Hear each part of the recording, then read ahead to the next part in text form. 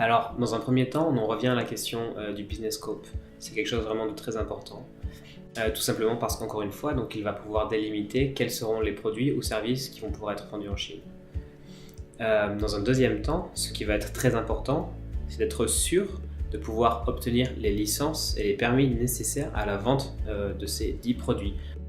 Par exemple, encore une fois, on a récemment été impliqué dans un cas où un client qui avait monté sa société d'achat et de vente de produits chimiques n'avait pas préalablement obtenu les licences pour les produits dits dangereux. Et donc ça l'a bloqué évidemment pendant très longtemps car il ne pouvait pas tout simplement vendre ou acheter ce type de produit en Chine.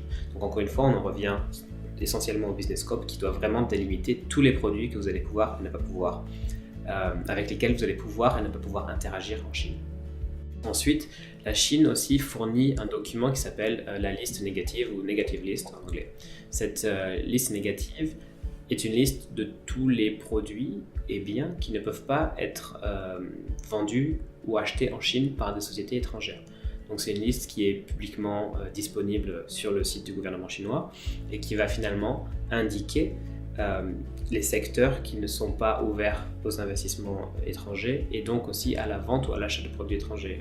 Pour vous donner un exemple, encore une fois, certains biens dangereux ne peuvent pas être achetés ou vendus en Chine, les armes ne peuvent pas être achetées ou vendues en Chine, etc. Donc il va y avoir toute une catégorie de secteurs qui ne seront pas ouverts aux investisseurs étrangers.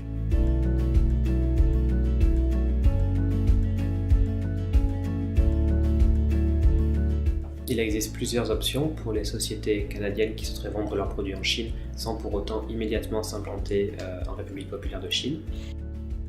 Bien sûr, la première option serait de vendre directement du Canada à des clients implantés en Chine. Donc c'est quelque chose qui se fait évidemment de manière quotidienne.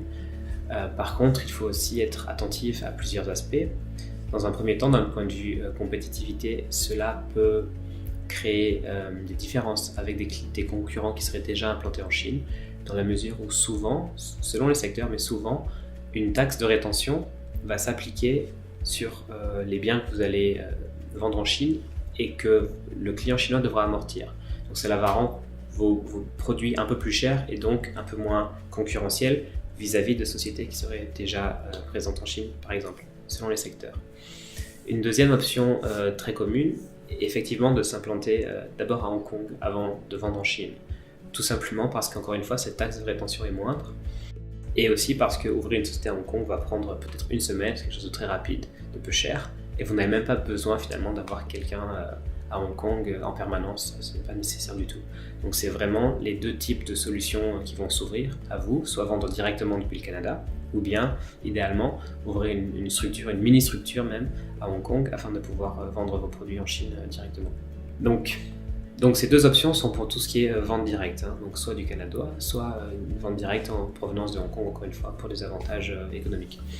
Après, évidemment, très nombreux investisseurs de très nombreuses sociétés non chinoises vont passer par des distributeurs.